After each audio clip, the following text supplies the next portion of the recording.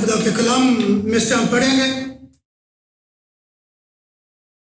पौलुस रसूल का इब्रानियों की कलीसिया के नाम खत,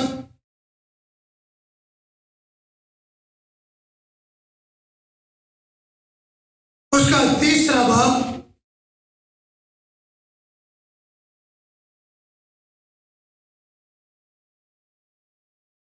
उसकी 7वीं आयत से 11वीं आयत तक। जिस तरह रूह फरमाता है, अगर आज तुम उसकी आवाज सुनो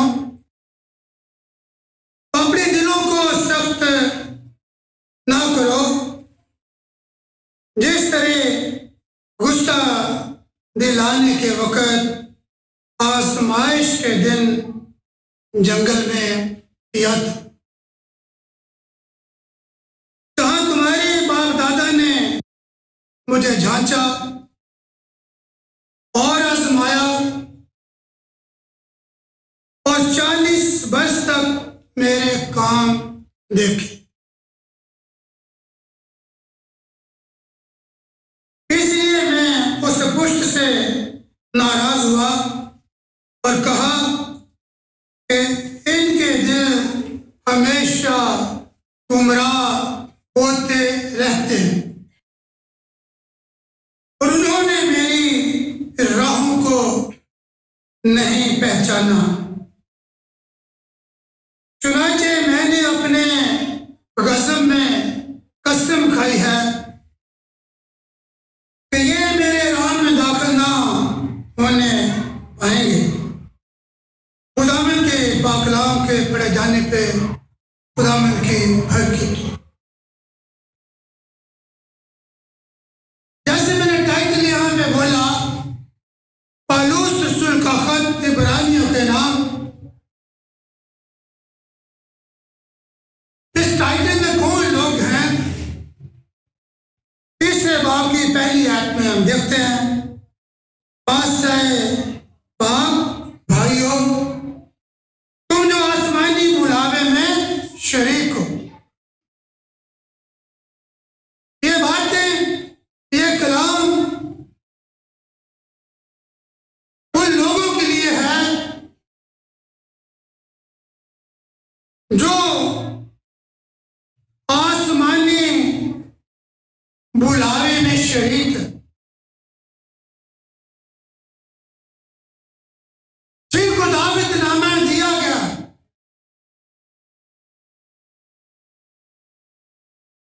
जिनको इन्विटेशन दी गई है,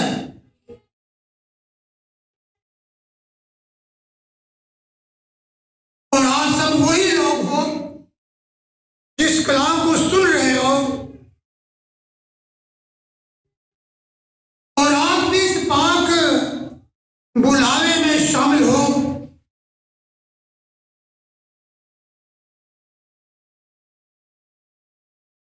जो कि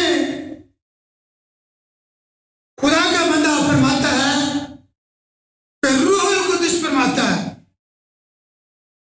किसी इंसान की बात नहीं,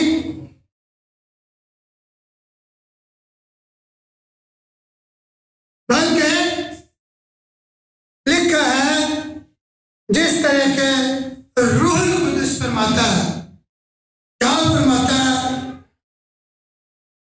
कि तुम्हारे बाप दादा ने 40 वर्ष तक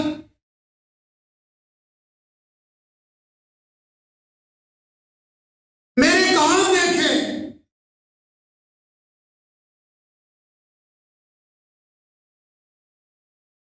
और मुझे बार बार जांचा और मुझे आजमाया, लेकिन मेरी राहों को नहीं पहचाना।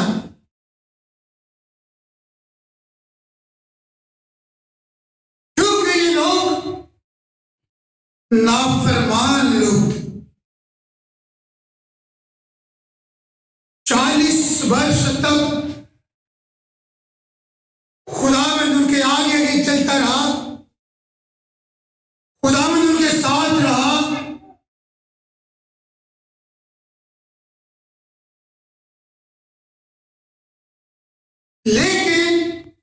उन्होंने खुदावंद को ना पहचाना। आज भी जिंदगियां गुजर जाती हैं, 70, 80, 90 वर्ष तक भी लोग खुदा को नहीं पहचानते। सुनते रहते हैं, काम खुदावंद के देखते रहते हैं, मौज से घरों के अंदर होते रहते हैं, मौज से जिंदगियों में होते हैं, लेकिन कोई खुदावंद को पहचानता नहीं कि यह मौज से करने वाला है कौन। चुनांचे खुदावंद कहते हैं कि मैंने अपने कसम में कसम खाई कि ये मेरे राह में दाखिल ना होने पाएंगे। जो लोग खुदा को नहीं पहचानते, खुदा से नावाकिफ हैं, खुदा के साथ उनका कोई रिश्ता नहीं है, खुदा के साथ वाकिफियत नहीं है, खुदा की इबादत नहीं करते, खुदा के हुक्मों को नहीं मानते, उनके लिए खुदा के अब्दी आराम में कोई जगह नहीं। बेशक उनकी मेमोरियल सर्विस में कह दिया जाए कि ये खुदा के अब्दी राह में दाखिल हो गया। बेशक कलाम सुनाने वाले, दुआ करने वाले जितने मर्जी वहां पे अच्छे कलमात अदा कर दें, लेकिन खुदावंद साफ फरमाता है, और ये रूह कुद्दुस यहाँ पे फरमा रहा है कि खुदा ने ऐसा कहा, क्या कहा कि ये मेरे राह में कभी भी दाखिल नहीं होने पाएंगे।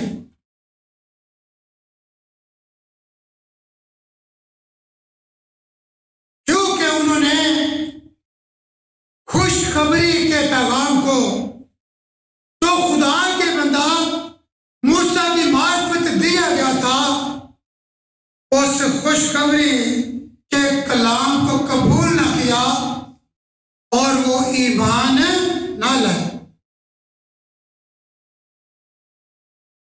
चूंकि वो खुशखबरी के इस कलाम पर ईमान ना लाए, इसलिए उन्हें इस कलाम से कुछ फायदा भी ना हो।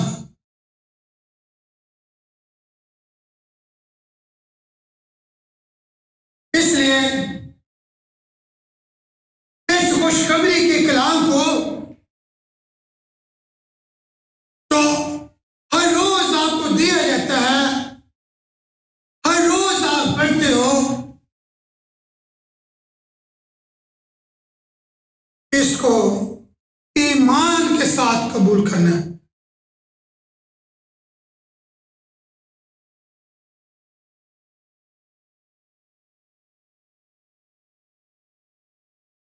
रोमियो का खत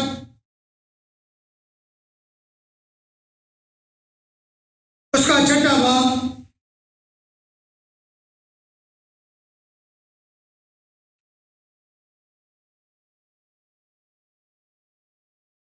और उसकी 16वीं और 17वीं आयत हम पढ़ेंगे। क्या तुम नहीं जानते कि जिसकी फरमाबरदारी के लिए अपने आप को गुलामों की तरह हवाले कर देते हो, उसी के गुलाम हो।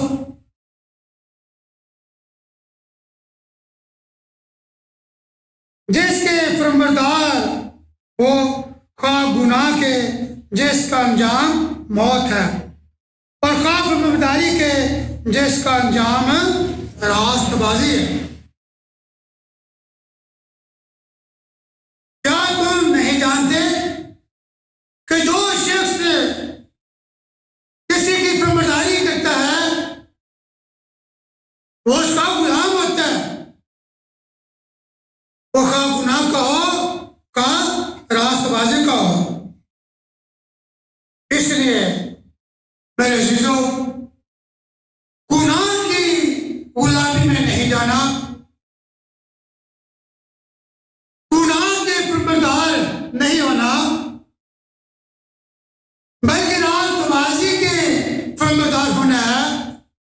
जिसके लिए आपको मसीह को तकते रहना है।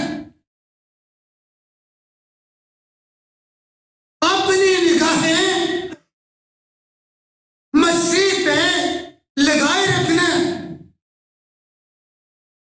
तंगी में, मुसीबत में, परेशानी में, हर हाल में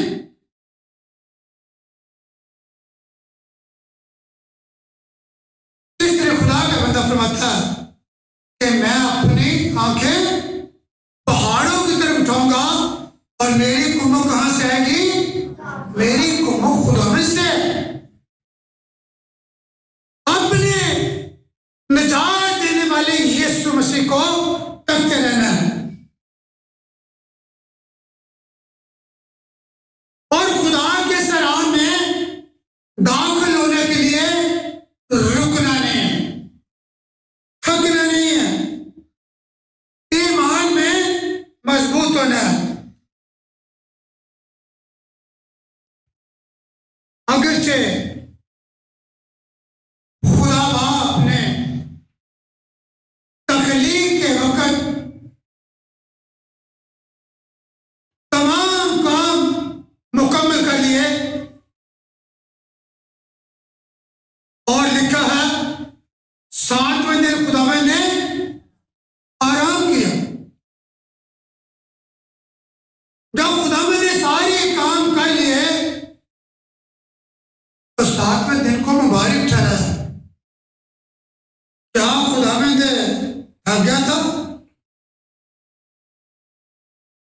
क्या खुदावंद थक जाता है?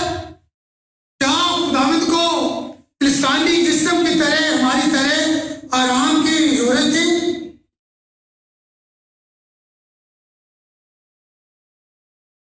ना तो खुदा थकता है और ना ही खुदा सोता है और ना ही खुदा आराम करता है, क्योंकि हमारा खुदा इंसान नहीं है। हमारा खुदा खुदाबंदों का खुदा है और उसकी आंखें सारे जहान पर फिरती रहती हैं।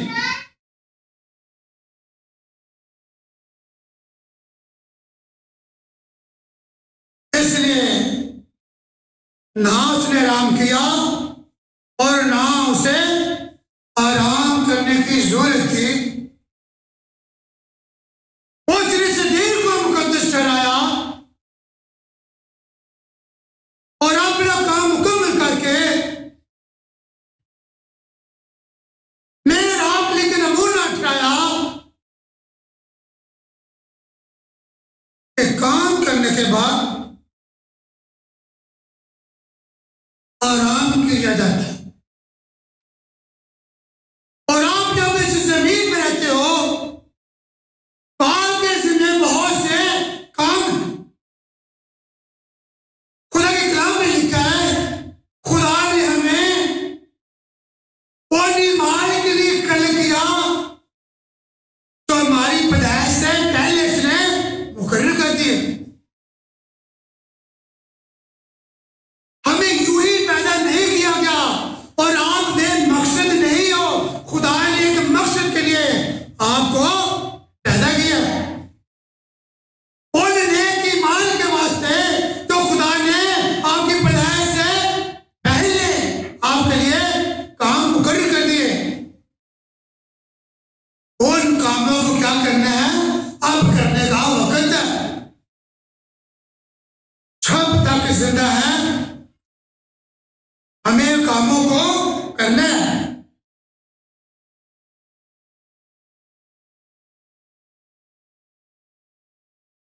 जिस तरह से हम देखते हैं कि पुराने अहदनामे में भी तमाम यहूदी सब्त के दिन अपने नॉर्मल कामों को छोड़ देते थे, रूटीन के कामों को छोड़ देते थे और इस दिन वो आराम करते और इबादत करते थे। आराम का मकसद यह नहीं है कि सोए रहना। सब्त के आराम का मकसद यह नहीं कि सोए रहना।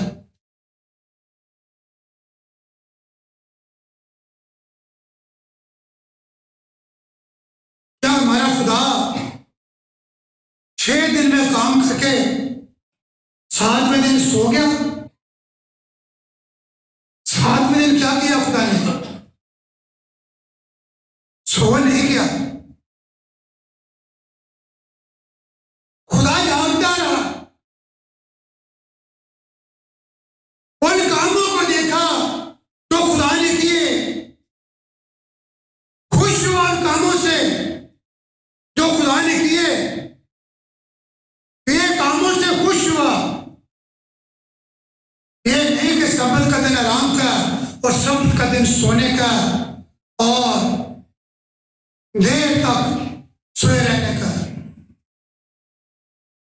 खुदा ने 6 दिन में काम किया और फिर आराम में दाखिल हो गया। खुदा 6 दिन में काम करके आराम में दाखिल हुआ। इसी तरह से खुदा ने यीशु और मूसा के वसीले से अपने लोगों को आराम में दाखिल करने की एक मंसूबा बांधा। खुदा ने 6 दिन में तमाम काम किए। इनमें और क्या किया? खुदा ने मेरे और आपके लिए निजात का मंसूबा भी बांधा। ये भी काम है। खुदा ने तब सारे काम किए, उन कामों में निजात का मंसूबा भी था।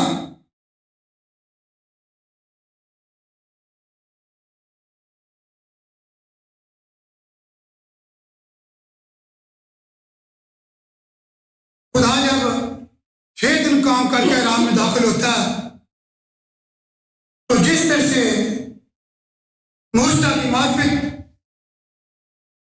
खुदा ने अपनी कौम को 7वें दिन के आराम की पेशकश की,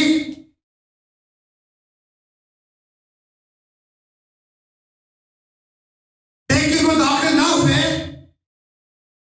ये पेशकश, ये इन्विटेशन, ये दावत सिर्फ उन लोगों तक महदूद नहीं। ये दावतनामा एक्सपायर नहीं हो गया। ये वैलिड है आपके लिए भी।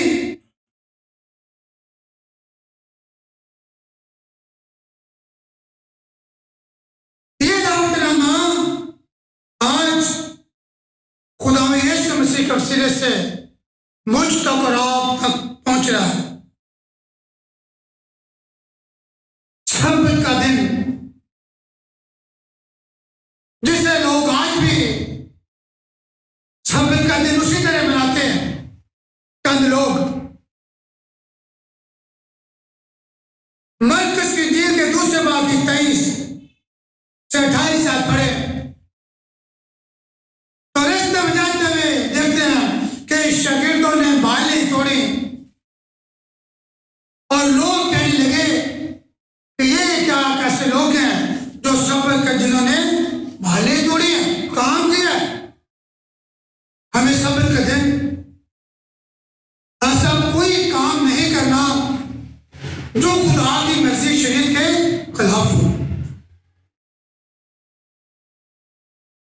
हमें सब्त के दिन वो कुछ करना है जो खुदा की शरीयत के मुताबिक है।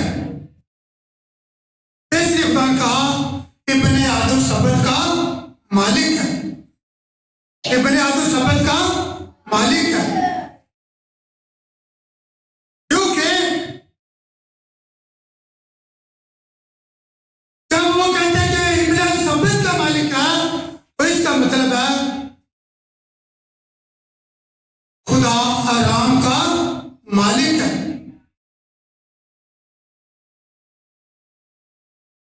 खुदा आराम का मालिक है।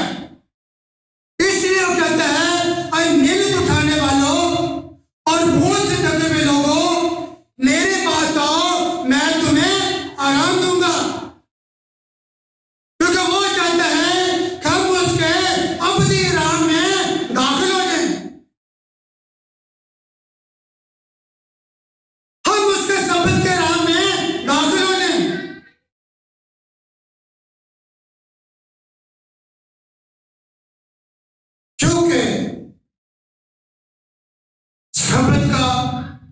यानी अबदी राम का मालिक खुदावंद है। और वो कहता कोई मेरे वसीले के बगैर बाप के पास जा नहीं सकता। अब सबद का मालिक और अबदी राम का मालिक खुदावंद है। बेशक दुनिया के अंदर लोग इस आराम के लिए अपनी अपनी राहों पर चलते हैं, अपने अपने नजरिए, अपने अपने रास्ते हैं, लेकिन कोई भी उस आराम में पहुंच नहीं सकता। सब लोग चाहते हैं जन्नत में जाना, क्योंकि वो समझते हैं जन्नत में आराम है, वो समझते बहिश्त में आराम है, वो समझते फिरदौस में आराम है, और वो समझते हैं फिरदौस में हम ही लोग जाएंगे, हमारे सिवा कोई नहीं जाएगा। वो नहीं जानते कि खुदावंद कहते हैं कि सबत का यानी अबदी आराम का मालिक मैं हालेलुया इब्ने आदम सबत का मालिक है, अबदी आराम का मालिक यीशु मसीह है, और कोई उस वसीले के बगैर इस अबदी आराम में दाखिल नहीं हो सकता। आज ये दावत आपके लिए, आज दावत मेरे और आपके लिए, कहीं सभी उस आराम में दाखिल होने के लिए अपने आप को खुदा के सुपुर्द कर दे। देखा जिस तरह रूह कुद्दुस फरमाता है, उन्होंने खुशखबरी के कलाम को कबूल ना किया और वो इस आराम में दाखिल ना हो सके। लेकिन आज मौका है, आज वक्त है कि हम इस अबदी आराम में दाखिल हो, क्योंकि इब्रानियों के खत के 4 बाब की 9 आयत में लिखा है, बस खुदा की उम्मत के लिए सबत का आराम बाकी है। माना यह है कि ये आराम जो सबत का आराम है, ये स्टॉप नहीं हो गया। ये सबत का आराम बनी इस्राएल कौम तक रुक नहीं गया। ये सबत का आराम खुदा के लोगों के लिए आज भी बाकी है। और सबत के आराम में किस तरह दाखिल होते हैं? जिस तरह से खुदा ने 6 दिन काम किया और 7वें दिन आराम करके आपको एक नमूना दिया सबत के आराम का।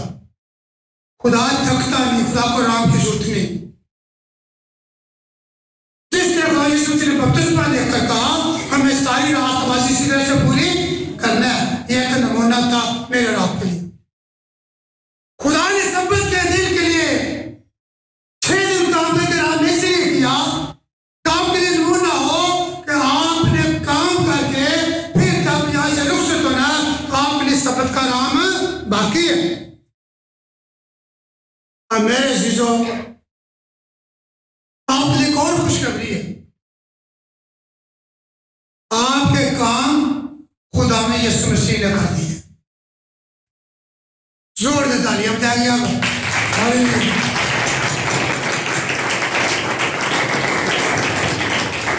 आपके काम खुदा यीशु मसीह ने कर दिए। अब आप आराम में सबत के आराम में दाखिल हो सकते हैं। आपको मुबारक हो, आपके काम खुदा ने कर दिए हैं।